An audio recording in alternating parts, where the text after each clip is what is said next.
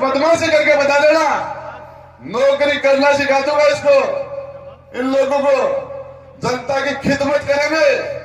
राजस्थान की धरती पर किसी भी गरीब के साथ, किसी मजलूम के साथ नाइंसाफी होगी तो आपकी दी हुई ताकत से उस नाइंसाफी जिसके साथ होगी उसकी मदद करने में लगा दूंगा। राजस्थान की विधानसभा में खड़ा होकर सरकार के सामने और जहां कहीं भी किसी के साथ गलत होगा, सरकार से ईंट बजाने का काम करूंगा। लड़ने के लिए आया हूं, संघर्ष करने के लिए आया हूं और लोगों की मदद करने के लिए आया हूं। मत सताओ गरीब को, वो रोतेगा, पता चल गया भगवान को तो जड़ से खोदेगा। कबीरा हाय गरीब की कदे न निष्फल जाए, मरे बैल की चांद से लो बसा जाए। मैं उस घर में दीपक जलाने चला हूं जिसमें सदियों से अंधेरा है। सबसे कमजोर आदमी की सबसे ज्यादा मदद की जाएगी। हम पिता बदल देंगे, यहाँ की राजनीति को बदल देंगे, लेकिन इसके लिए आपको 13 तारीख तक पूरी ताकत लगानी पड़ेगी। आप सब लोगों का आना, मुझे ताकत देना। धन्यवाद। जय हिंद, जय भारत।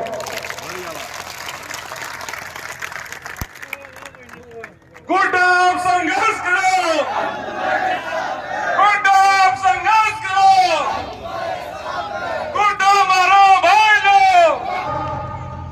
एक एमएलए का वोट 2.5 से 3 लाख वोट से बनता। मैंने 6 एमएलए दिए हैं।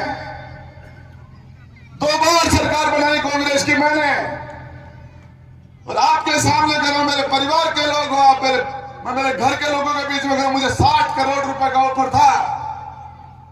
मैंने 60 करोड़ रुपए के ठोकर मार के और इस सरकार को बचाने का काम किया। विजेंद्र ओड़े सरकार को गिराने वालों में था।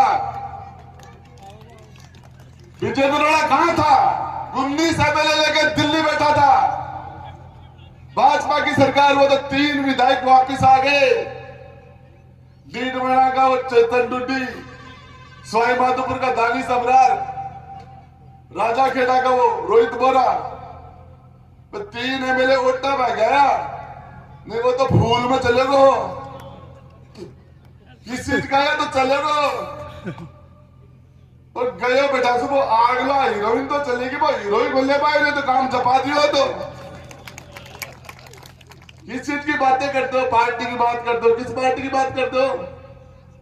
मैं पूछना चाह रहा आपसे, ये कांग्रेस का टिकट अयूब खान के पास था, सीसरा मोड़ा तिवाड़ी बन के आ गया था। और सीसरा मोड़ा ने कहा था ये हाथ का निशान, ये शैतान का पंजा है। जब अयूब खान के हाथ में कांग्रेस का हाथ था तब तो शैतान का पंजा, और उसके बाद में खुद कांग्रेस की टिकट लेके आए तो बोले पैगंबर और नबी का हाथ है। क्या बात करते हो? क्या कमाल का आदमी है। अरे एक कोई फौजी हो जो कोई आपका अफसर का कहना छुट्टी मांगवा गए हो, बोले मेरी घराड़ी बीमार होगी और सीओ साहब मैंने छुट्टी दे दो। तो बोले 12 बैठ, मतलब 5 मिनट में बुलाऊंगा। 5 मिनट में बुलाया, बोला तेरी घराड़ी से मेरी मोबाइल से बात होगी, बात ठीक होगी। बोले ना मेरा ब्याह भी बोले तो बात किसो कर ली, झूठ तो मैं भी बोले तो मेरा बाप है। ओढ़ा जाएगी झूठ, सीसराम ओढ़ा जाएगा झूठो। विजेंद्र, अरे पैगंबर ने कहा कि मेरा हुनमती 1000 कमी हो सकते हैं मेरा उम्मत में। वो डरपोक हो सकता है, वो कंजूस हो सकता है, वो हम लोगों को। विजेंद्र जी मेरे साथ 10 साल रहे, मंत्री के रूप में हम साथ काम किया। कभी बजट पेश होता है सरकार का, करोड़ नहीं, 10 करोड़ नहीं, 100 करोड़ नहीं, 1000 करोड़ नहीं, लाख करोड़ नहीं, 2 लाख करोड़ से ज्यादा का बजट पेश होता है। और एक गाड़ी पिकअप अनाज 100 करोड़ रुपए में एक गाड़ी भर जाए, 2 लाख करोड़ में 2000 गाड़ी भरे। अतो बड़ो कुडो रुपया को 1 साल में लग गए। विजेंद्र जी तो भी कुडन छेड़े बने बापड़ो कदे भी हाथ खोल गए भी बोलो। अरे बोलो बिना काम ही वोट बढ़ रही। मैं पूछना चाह रहा हूं आपको, ये जो वोट की ताकत है, ये एक जाति में नहीं जानी चाहिए, एक परिवार में नहीं रहनी चाहिए। ये वाल्मीकि समाज से लेकर ब्राह्मण समाज तक 36 कौम और सभी धर्मों के गरीब लोगों में पूछनी चाहिए। राजेंद्र गुड्डा, हमारे पास दो रास्ते हैं, हम लोगों की दुआ ले या बद्दुआ। मैंने गरीब और मजलूम की दुआ ली है, मैंने कभी किसी की बद्दुआ नहीं ली।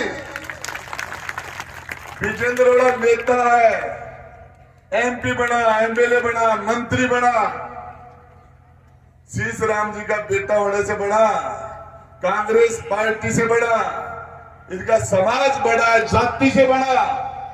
राजेंद्र गुड्डा मंत्री बना 2 बार, जाति से मंत्री नहीं बना, पार्टी से नहीं बना। पर मेरे पिता तो कभी पंच नहीं रहे, परिवार से नहीं बना। लोगों की खिदमत करके, लोगों की सेवा करके, लोगों का दिल जीत के, लोगों को दोस्त बना के राजेंद्र गुड्डा नेता बना है। इस राजनीति को बदलने के लिए आया हूं। ये राजनीति हुकूमत की नहीं, खिदमत की होनी चाहिए। इसके अंदर किसी के साथ पक्षपात नहीं होना चाहिए। ये कलेक्टर और एसपी, ये डीएसपी, एसडीएम जनता के नौकर है, मालिक नहीं है। मालिक तो ये जनता है, जो आवाम है, जो आप बैठे हो, जनता माँ बाप है।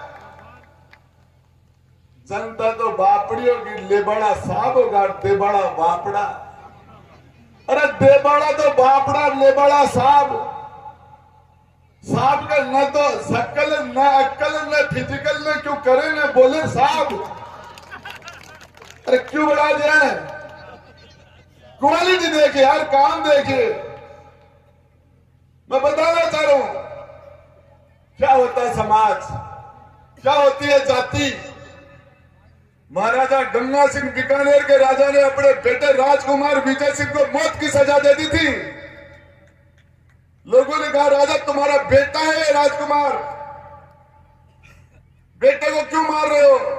बोले इंसाफ को जिंदा रखना, इसलिए बेटे को मारना पड़ेगा, राजकुमार को मारना पड़ेगा। इंसाफ जिंदा रखा और उसी बेटे के नाम से पीबीएम हॉस्पिटल बनाया। और उस हॉस्पिटल के अंदर जिस दिन राजा ने हॉस्पिटल की नींव लगाई, महाराजा गंगा सिंह की आंखों से आंसू चल रहे थे। मंत्री ने कहा,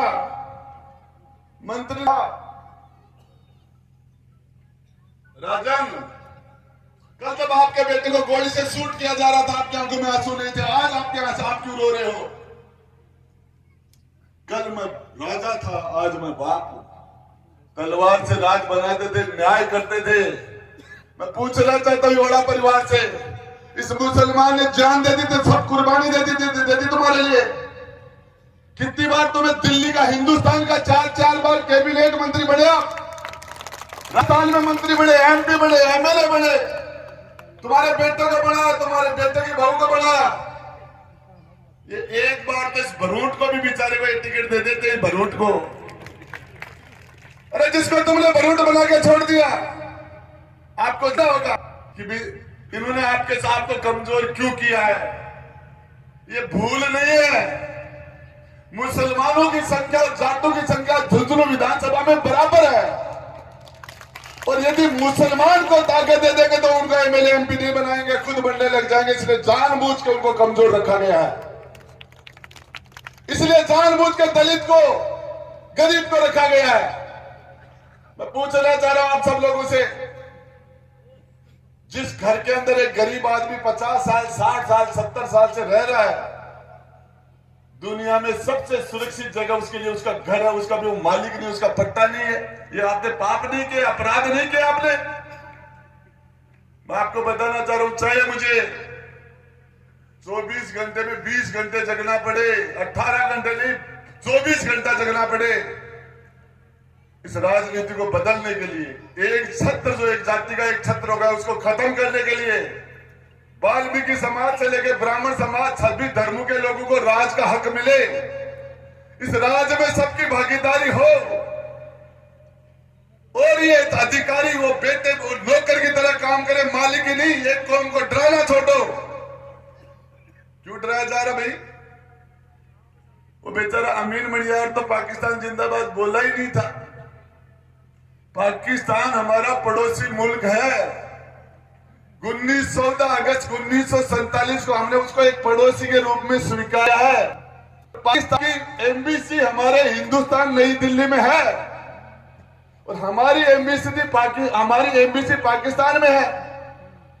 15 अगस्त को ही पाकिस्तान के अंदर हिंदुस्तान का झंडारोहण होता है, राष्ट्रगान गाया जाता है और हिंदुस्तान जिंदाबाद के नारे लगते हैं पाकिस्तान के अंदर।